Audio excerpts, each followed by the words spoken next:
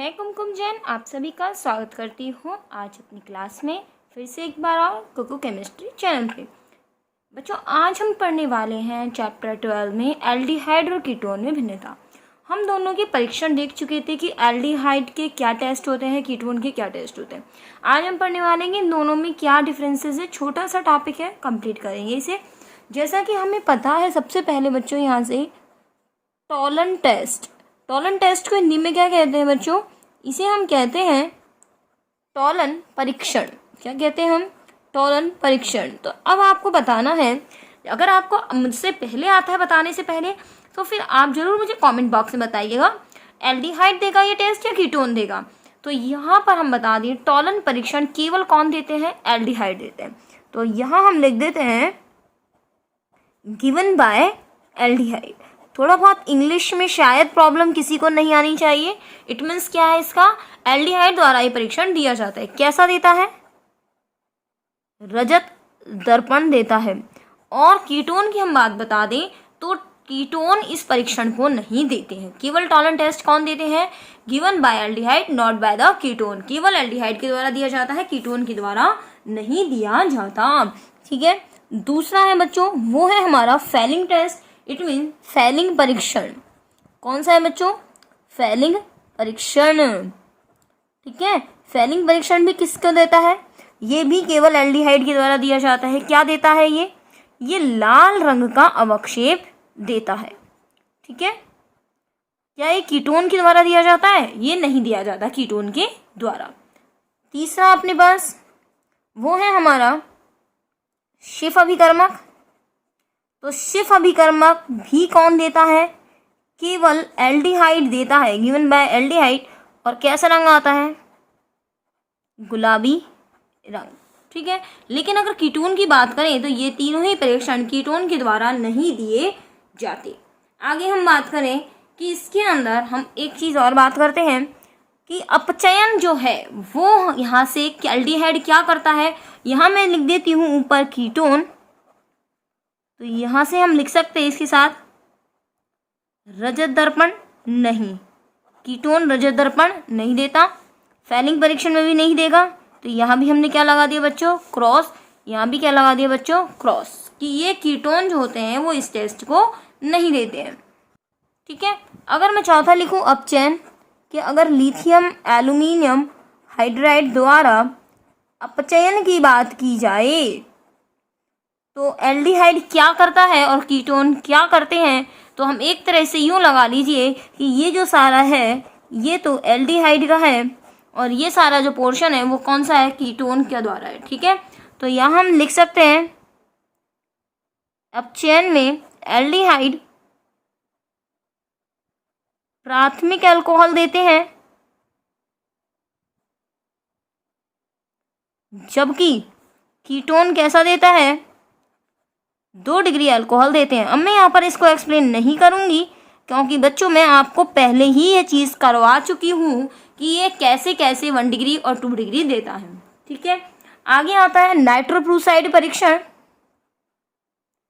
नाइट्रोप्रूसाइड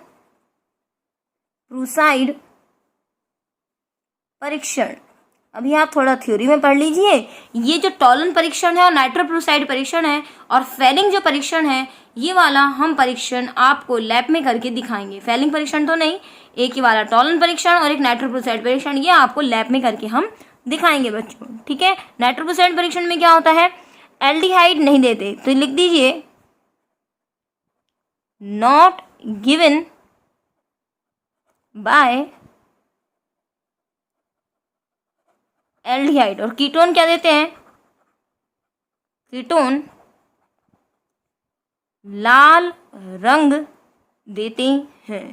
तो ये तो हो गई कीटोन में और एल्डिहाइड में भिन्नता। ठीक है। अब हम बात करते हैं यहाँ से कि इन दोनों में समानता क्या है। तो बच्चों मैं आपको बता दूं दोनों में क्या समानता है। पहली बात, दोनों में ही CO समूह पाया जाता है। ठीक है। पहली बात तो ये चीज याद रखिएगा, दोनों ही डीएनपी व्युत्पन्न। डीएनपी की पूरी फॉर्म आपको याद आ गई होगी। अगर डीएनपी की पूरी फॉर्म आपको याद आ गई है कि फुल फॉर्म क्या है, तो मुझे कमेंट बॉक्स में अभी के अभी लिख कर बता दीजिए कि डीएनपी की पूरा नाम क्या है। जो हम 2,4 डीएनपी व्युत्पन्न बनाते हैं, दोनों ही डीएनपी व्युत्पन्न बनाते हैं। और एक तीसरी चीज, दोनों में CO समूह पाया जाता है, इसी वजह से दोनों में ही नाभिक स्नेही योगात्मक और नाभिक स्नेही विलोपन अभिक्रिया होती है। तो दोनों ही नाभिक स्नेही योगात्मक, कौन सी अभिक्रिया कही हमने? नाभिक स्नेही योगात्मक। नाभिक स्नेही योगात्मक में कौन कौन सी आएंगी? HCN से अभिक्रिया आ जाएगी, NHSO3 से क्रिया आ जाएगी। ये 2 क्रियाएं आप दिखा सकते हो, है ना, नाभिक स्नेही योगात्मक और नाभिक स्नेही विलोपन अभिक्रिया। विलोपन अभिक्रिया दर्शाते हैं। ठीक है, चलिए अब हम आपको एक चीज और बता दें कि दोनों ही दर्शाते हैं, नाभिक स्नेही विलोपन में या योगात्मक विलोपन कह दें, इनमें सारी अमोनिया व्युत्पन्नों से क्रिया आएंगी, उसी का भाग है डीएनपी व्युत्पन्न। ध्यान होगा आपको, हमने पढ़ा था अमोनिया के साथ क्रिया, और हमने पढ़ी थी सेमी कार्बाइड के साथ, हाइड्रोजीन के साथ, डीएनपी के साथ, तो वो सारी क्रियाएं फेनिल हाइड्रोजीन के साथ। अब हम देख लेते हैं कुछ यूजेस की बात इसमें।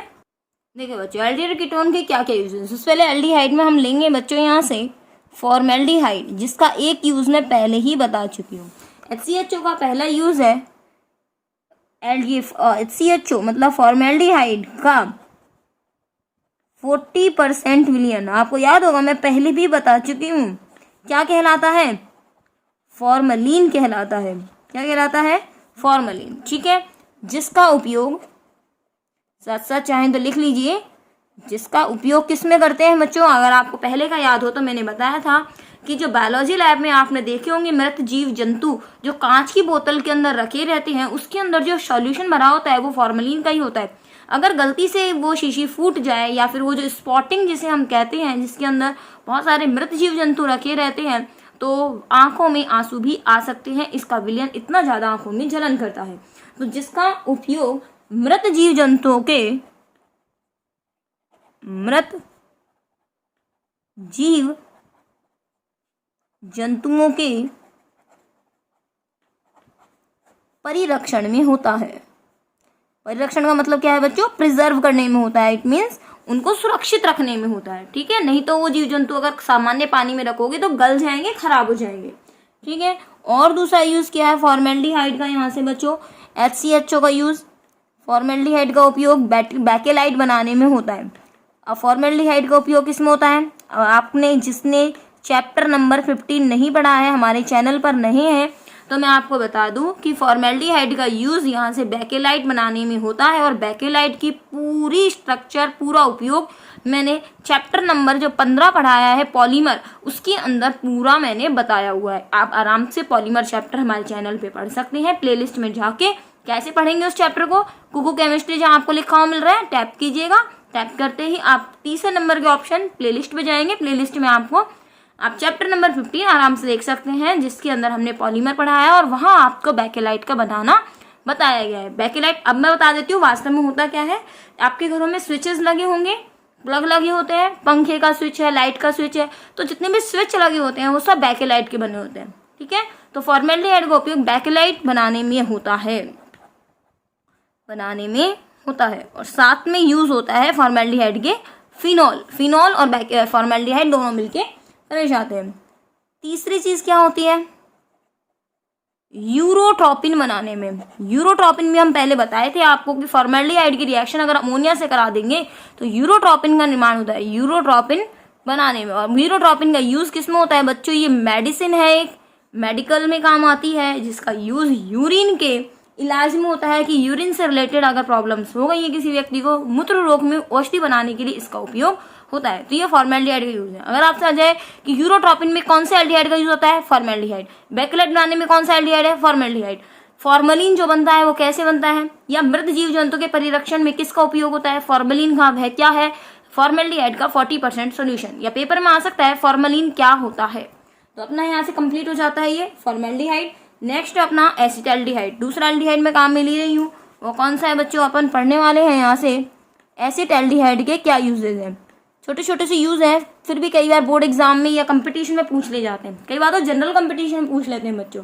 ठीक है, आपको याद होगा हमने पढ़ा था टॉलन परीक्षण, रजत दर्पण पढ़ा था, रजत दर्पण। आपने देखा होगा शीशा, शीशे के पीछे जो मिरर जिसके अंदर अपनी शक्ल देखते हैं, भाई आईना है ना, दर्पण आईना देखते हैं, वो पीछे की तरफ से चमकदार होता है। तो दर्पण का रजतीकरण करने में, दर्पण का रजतीकरण करने में, अब दर्पण का रजतीकरण क्या होता है, अर्थात चांदी की पॉलिश करना। रजत मतलब होता है चांदी। तो अगर हम कांच के पीछे जो पॉलिश लगी होती है, जिसके कारण ये जो हम कांच देखते हैं ना घरों में, ये कांच जो चमकदार दिखाई देता है, ये सामान्य कांच ही होता है, जिसके पीछे चांदी की पॉलिश अगर कर दी जाए तो उसे हम कहते हैं दर्पण का रजतीकरण। टॉलन परीक्षण कराया था आपको कि परख नली कैसी हो जाती है, बिल्कुल चांदी के समान दिखाई देती है। तो उसमें कौन से एल्डिहाइड का यूज करते हैं, एसिटाल्डिहाइड का यूज किया जाता है। तो दर्पण का रजतीकरण करने में, या आप ऐसे कह सकते हो कांच के ऊपर चांदी की परत चढ़ाने में, जिससे हमें कांच जो अपना सामान्य जो कांच होता है वो दर्पण में बदल जाता है। ठीक है, और अपने पास क्या हो सकता है, इसका यूज पैराएल्डिहाइड के रूप में भी लिख सकते हैं, पैराएल्डिहाइड। अब पैराएल्डिहाइड क्या चीज है बच्चों, पैराएल्डिहाइड एक औषधि है। पैराएल्डिहाइड क्या है बच्चों, एक औषधि है, इसमें भी इसका उपयोग किया जाता है। ठीक है, अब नेक्स्ट अपना तीसरा कीटोन का यूज देख लेते हैं।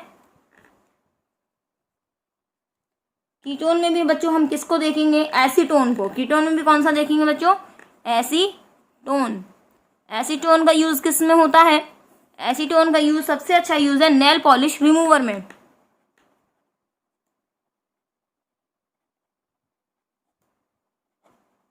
नेल पॉलिश रिमूवर में मतलब नेल पेंट जो लगाती हैं गर्ल्स वगैरह, जो हाथों के नाखून पर नाखून पॉलिश लगाई जाती है, उसको हटाने में एसीटोन का ही यूज किया जाता है। जो बाहर प्लेट से लिक्विड आता है, जो ठंडा ठंडा सा लगता है, जो नेल पेंट हटाने का काम करता है, वो एसीटोन ही होता है। और एक बता देते हैं